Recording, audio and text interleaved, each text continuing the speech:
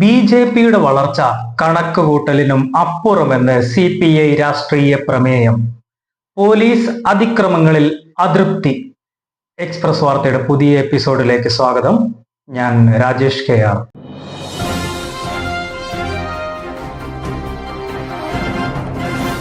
43 വർഷത്തിന് ശേഷം CPI party സമ്മേളനത്തിന് ആലപ്പുഴ വേദിയാകുന്നുവെന്ന പ്രത്യേകതയും ഈ സമ്മേളനത്തിനുണ്ട്. സി.പി.ഐയുടെ 25ാം പാർട്ടി കോൺഗ്രസ് ആണ് ആലപ്പുഴയിൽ നടക്കുന്നത്. പ്രതിനിധി സമ്മേളനം പാർട്ടി ജനറൽ സെക്രട്ടറി ഡി. രാജ ഉദ്ഘാടനം ചെയ്തു.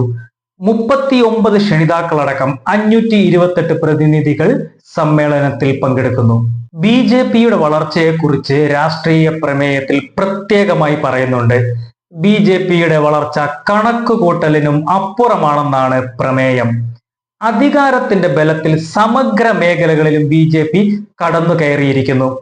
ബി.ജെ.പിക്കെതിരെ വിശാല ഐക്യം അനിവാര്യമാണെന്നും തദ്ദേശ തിരഞ്ഞെടുപ്പിനെ ജനങ്ങളിലേക്ക് ആഴ്ന്നിറങ്ങാനുള്ള അവസരമാക്കി മാറ്റണമെന്നും പുതുതലമുറയെ വളർത്തിയെടുക്കാൻ ശ്രമം തുടരണമെന്നും പ്രമേയം ആവശ്യപ്പെടുന്നു. ഇടതുപക്ഷ സർക്കാരിന്റെ മദ്യനയത്തെയും പോലീസിന്റെ സ്വയം നടപടിക്കെതിരെയും സി.പി.ഐ അതൃപ്തി പ്രകടിപ്പിക്കുന്നു. പോലീസ് സേനയെ ഭരണത്തിന് അനുകൂലമായി നിയന്ത്രിക്കണമെന്നും വിമർശിക്കുന്നു. ഭരണഘടനയുടെ വിരുദ്ധമായി പ്രവർത്തിക്കുന്നതിനാൽ ജനപിന്തുണ കിട്ടില്ലെന്ന് സംഘപരിവാറിന് അറിയാമെന്നും അതിനാൽ മറ്റു വഴികളിലൂടെ ജുഡീഷ്യറിയെയും തെരഞ്ഞെടുപ്പ് കമ്മീഷനെയും കൈവശപ്പെടുത്താനാണ് സംഘപരിവാർ ശ്രമം എന്ന് പിണറായി വിജയൻ അഭിപ്രായപ്പെട്ടു. സമ്മേളനത്തിന്റെ ഭാഗമായി മതനിരപേക്ഷതയുടെയും ഫെഡറലിസത്തിന്റെയും ഭാവി എന്ന സെമിനാർ ഉദ്ഘാടനം ചെയ്യവെയാണ് ഇത്തരത്തിൽ പിണറായി വിജയൻ അഭിപ്രായപ്പെട്ടത്. കഴിഞ്ഞ ലോക്സഭാ തിരഞ്ഞെടുപ്പിൽ മിക്ക നിയമസഭാ മണ്ഡലങ്ങളിലും ബി.ജെ.പിയുടെ വോട്ട് വർദ്ധിച്ചിരിക്കുന്നു. ഇത് ഗൗരവമായി തന്നെ കാണേണ്ടതാണ്. ഇടതുമുന്നണിക്ക് ഈ തിരഞ്ഞെടുപ്പിൽ വലിയ തിരിച്ചടി നേരിടേണ്ടിയും വന്നു. തൃശൂരിൽ ബി.ജെ.പി സ്ഥാനാർത്ഥി വിജയിച്ചു. ഇതെല്ലാം ജാഗ്രത കുറവാണെന്നും പ്രവർത്തന റിപ്പോർട്ട് പറയുന്നു. രാജ്ഭവൻ RSS ആശയങ്ങൾ പ്രചരിപ്പിക്കുന്ന കേന്ദ്രമായി മാറിയോ എന്ന ചോദ്യവും സമ്മേളനം ഉയർത്തുന്നു.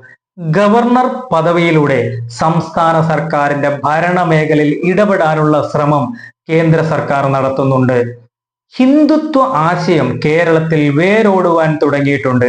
അത് ചില തിരഞ്ഞെടുപ്പുകളിൽ പ്രതിധ്വനിക്കുന്നുണ്ടെന്നും പറയുന്നു. ഇസ്ലാമിക തീവ്ര വർഗീയവാദ ശക്തികളും SDPI, ജമാഅത്തെ ഇസ്ലാമി എന്നിവയുടെ പ്രധാന ലക്ഷ്യവും മതപരമായ വേർതിരിവാണെന്നും മനസ്സിലാക്കേണ്ടതാണ്. അന്ധവിശ്വാസത്തെയും അനാചാരത്തെയും ആഭിചാര പ്രവർത്തനങ്ങളും നിരോധിക്കാനുള്ള നിയമനിർമ്മാണം അനിവാര്യമാണെന്നും CPI സമ്മേളനം പറഞ്ഞു വെക്കുന്നു. സമ്മേളനങ്ങളും അഭിപ്രായങ്ങളും ആവശ്യം തന്നെയാണ്.